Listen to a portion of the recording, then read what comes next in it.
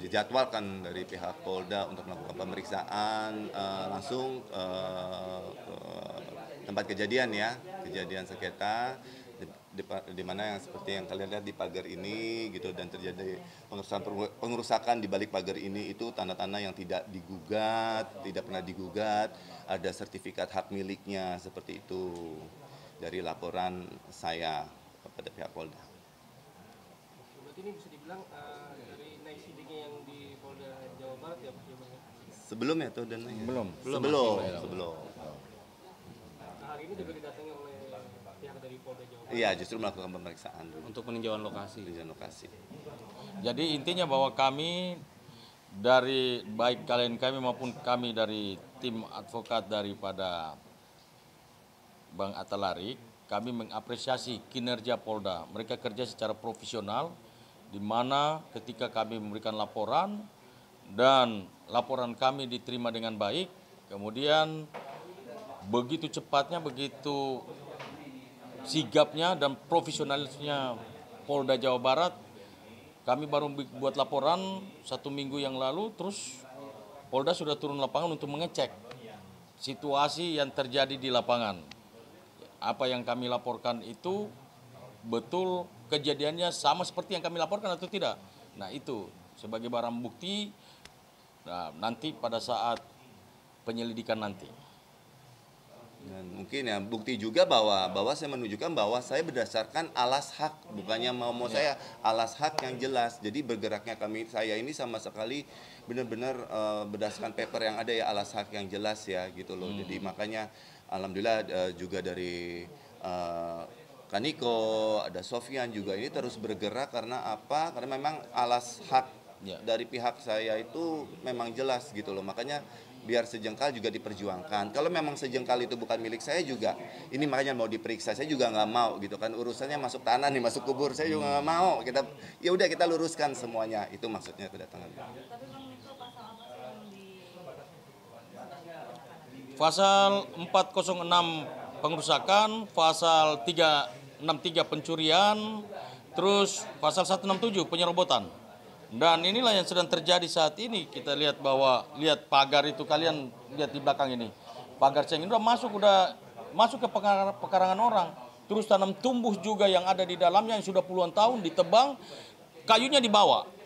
Nggak tahu sekarang di mana kayunya ini. Karena ada laporan polisi masih ada tersisa sedikit. Ya kan? Nah, mereka nyerobot ini masuk ini. Selain pengerusakan ada pencurian juga. Dan itu ancamannya di atas 5 tahun itu, 7 tahun itu ancamannya. Pencurian sendiri kata lagi mungkin untuk total kerugian berapa sih? Ya kurang lebihnya pasnya belum tahulah yang Kemarin dibuat di 81 miliar. ya yang dimaksudkan oleh saya itu 1 miliar. Berupa apa aja?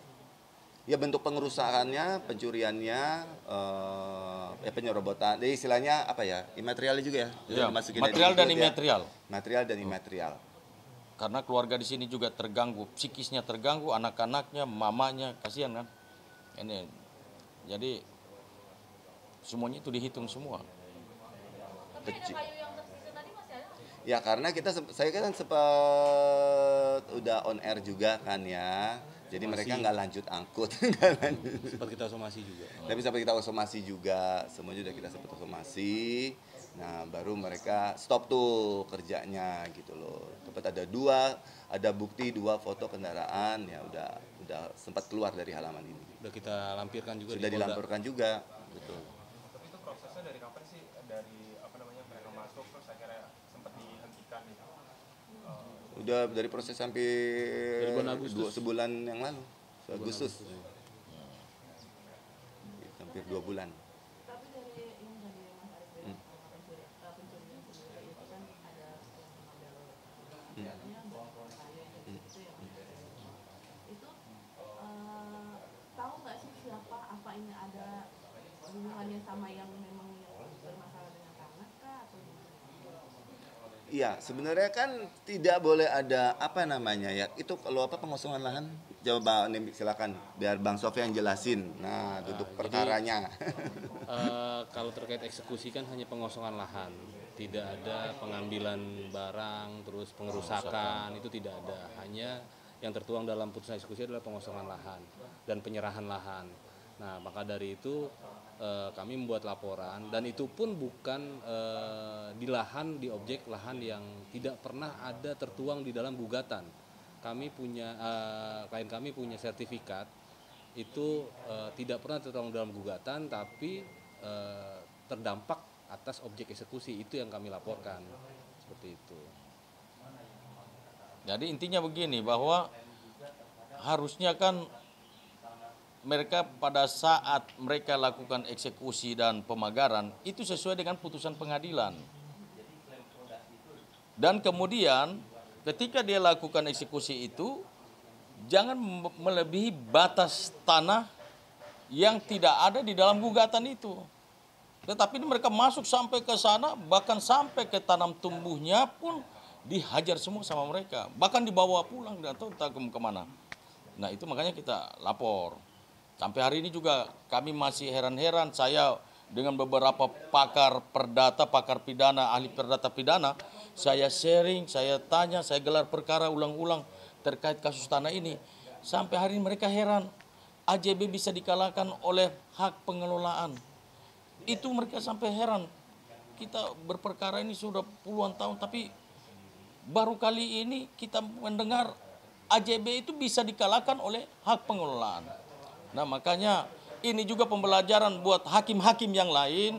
Besok-besok dalam menangani perkara secara objektif, mereka harus teliti untuk memutuskan sebuah perkara.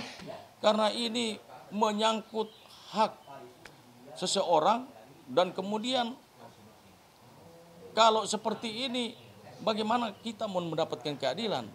Apakah hanya orang kaya saja bisa dapat keadilan? Apakah hanya penguasa yang bisa mendapatkan keadilan? Apakah hanya oligarki yang bisa mendapatkan keadilan? Masyarakat kecil tidak boleh mendapatkan keadilan di negeri ini. Jadi jangan sampai yang punya uang saja yang bisa mendapatkan keadilan di negeri ini. Kita di mata hukum itu semuanya sama. Jadi ya saya tambahkan, saya sebagai rakyat biasa di Republik Indonesia, perlindungan hukum yang saya dapat tuh seperti apa? Seperti kalian dengar tadi dari pakar-pakar sudah menilai ini bahwa ini semua diduga cacat hukum. Terus perlindungan untuk saya mana? Bagaimana ya dari oknum-oknum pemerintah yang bekerja hingga itu dianggap diduga cacat hukum, terus saya dirugikan, yang ngebela saya siapa? Dari pusat, gitu loh. Mudah-mudahan ini dengar ya dari Bapak Presiden semua, sampai di DPR semua. Terus perlindungan hukum terhadap rakyatnya mana? Saya menuntut perlindungan hukum untuk saya gitu loh, untuk mengembalikan semua hak saya.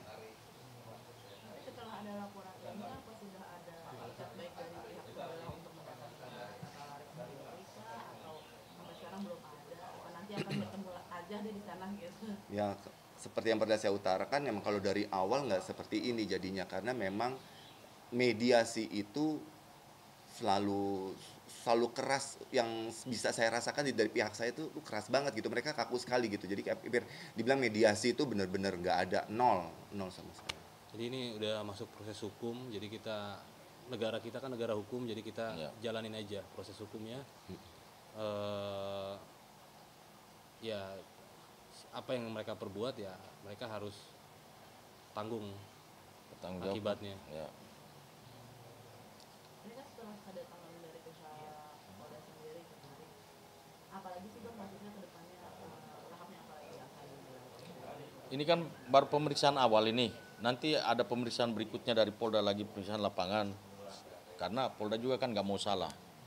Makanya dia harus teliti supaya pada saat nanti dia melakukan penyelidikan dan unsur-unsurnya ini masuk, maka akan naik penyidikan, ada tersangka-tersangka, dia harus datang lihat lapangan. Jadi nggak hanya asal menerima laporan aja.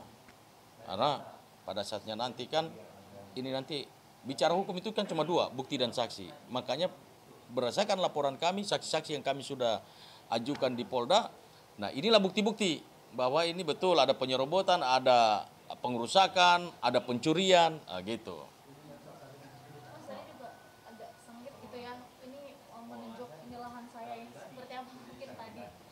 Iya, ya, itu sebuah tugasnya dari pihak Polda dalam pemeriksaannya tentunya, dan harus bisa dijawab oleh saya gitu kan. Karena ini kan pemilikan tanah ini udah dari tahun 2000 ya. Jadi batas-batasnya itu udah saru karena keadaan alam segala macam, atau ya lagi diperiksa aja batas-batas yang pas ya, supaya tidak salah aja. Tegang juga nih. Ya, karena memang antara kenyataan sama surat itu kan ya perbedaannya seberapa jauh gitu, makanya nanti mungkin kemungkinan ya akan ada pengukuran ulang ya, atau Pengukuran dari apa BPN, nanti kita diajukan mungkin libatkan Ya. dari BPN. secara resmi lagi gitu. Jadi nanti dari pihak kami bersurat ke BPN, pihak Polda juga nanti bersurat ke BPN untuk ukur ulang. Nah, Terkait sertifikat-sertifikat Terkait yang, sertifikat. yang klien kami miliki ya. Kemarin juga dihadirkan saksi ada Pak RT juga ya Pak. Ya, ada semua saksi, tetangga Ya. juga ada nanti semua. tangga, tukang kebon semuanya. Ya. Ada semua. Dan Oke. kalau misalkan dari kasus ini kan yang terganggu bukan cuma Mas Tarik doang ya, maksudnya keluarga yang ada di rumah juga terganggu. Nah, seperti apa Mas, misalnya dari awal ini udah diusik terus sampai sekarang, bagaimana Mas? Maksudnya dari keluarga sendiri, apa yang dirasain gitu selama proses ini? Ya, intinya itu secara imaterial psikologi mereka terganggu ya, karena pembangunan ini berapa rusuhnya ini tuh sangat terganggu kami di dalam gitu loh, tidak tenang. Pohon yang tadinya menahan matahari barat ini semua sudah kosong semua, jadi ini rumah jadi panas gitu kan ya, segala macam, jadi udah tidak nyaman. Dan ya mereka ya semua menaruh harapan dengan hukum yang berjalan di Republik ini. Saya tentu saja didampingi sama kuasa hukum saya, ada Kaniko, ada Bang Sofyan. Inilah apa ya pejuang-pejuang saya, karena kan saya awam banget sama bahasa hukum. Jadi ya udah, dan selebihnya mereka memasrahkan, dan kami ya banyak berdoa aja. Untuk selanjutnya seperti apa Pak gitu langkah hukumnya? Ya kita tunggu dari Polda nanti.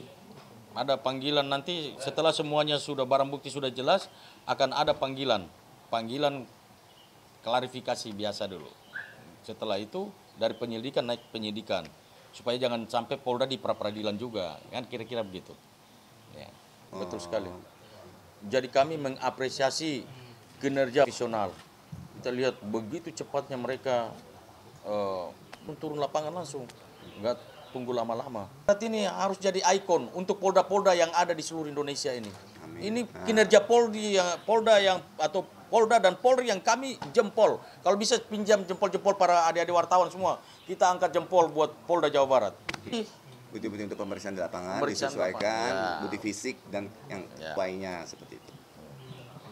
Dari Abang sendiri kan juga untuk melihat sesuai seperti apa Bang? Iya, jadi awalnya ini kan rumah suka-suka saya bangun rumah gitu, mau titik yang di mana, karena saya pikir kan nggak ada masalah nih dari tahun 2000 ya, semenjak saya bangun pagar 2003 aja tuh udah pikir tenang-tenang aja gitu loh. Jadi saya bangun di pojok sini, yang seperti kalian tahu ternyata seperempat rumah saya ini kena gitu loh, dari titik dari gitu AJB yang digugat seperti itu. Tapi udah, jadi ini meluruskan batas juga, Polda juga nggak boleh salah, Ya. kita semua nggak bersalah. Kembali lagi, bagus sih ini dunia akhiratnya biar tenang gitu aja.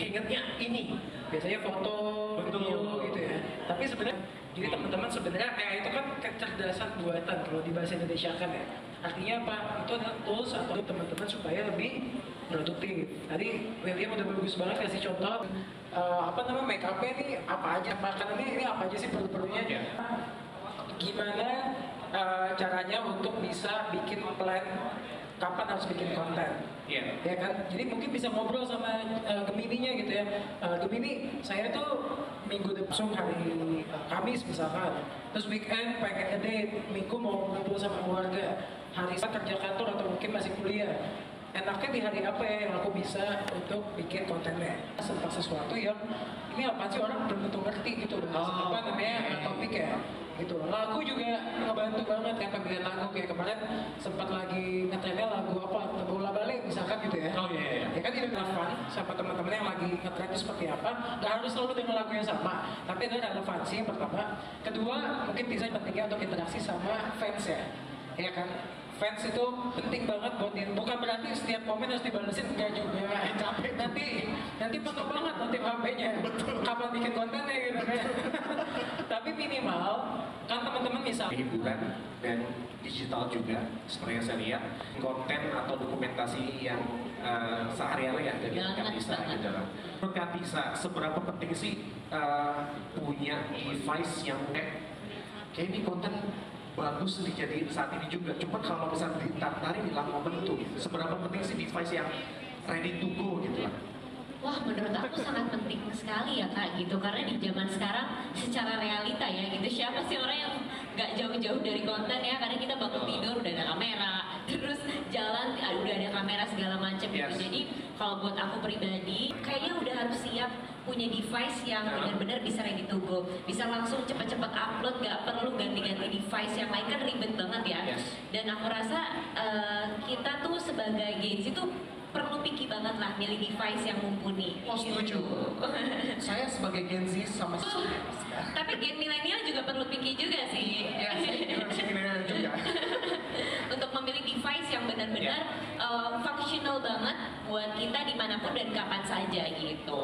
Ya, karena ternyata device yang ready to Iya, rambut pendek tuh. Emang ini serius lagi dari siapa sih tiba-tiba rambut? Inspirasi enggak, ini cuma karena hari ini event satu look aja, terus kayaknya udah terlalu sering pakai rambut panjang, jadinya mau ganti look aja. Besok juga udah rambut panjang lagi. Kamu pengen serius pengen rambut pendek sih ngambilnya gitu? Tunggu tanggal mainnya. Dua-duanya sih, tergantung orderan aja. Tapi emang lebih ringkes gak sih? Ini aku giginya hijau nggak makan maca. Kamera wartawan nih. Gimana Kak Tisa kalau rambut pendek tuh ringkes banget gitu? Iya, rambut pendek ringkes. Kenapa? Karena jadi nggak panas. Terus walaupun mungkin lebih bingung ya di stylingnya kayak gimana, tapi ya seru sih gitu rambut pendek. Masa sih? Banyak banget. Iya mungkin karena lagi tren ya, karena lagi tren rambut pendek ya. Mungkin karena udah semakin panas ya udara, jadi kayaknya cocok nih rambut pendek gitu. Tapi lebih percaya diri pakai pendek atau panjang? Apa? Percaya diri rambut pendek atau panjang? Dua-duanya percaya diri asal bahagia. Kemarin Ya. juga ada kabar bahagia dari El sama Siva. Udah ya? Iya, selamat tunangan buat Kak El dan Kak Siva. Ya, semoga. Kak, udah Kak. Iya. Ucapannya, doanya. Terus ya. Semoga langgeng, terus abis itu ya pokoknya semoga langgeng. Tapi Ya. target kita 25 tahun. Karir dulu ya. Oke, bye. Siapa udah ada belum sih? Karir dulu ya. Bye. Ini seru juga nih ya. Amin. Kemudian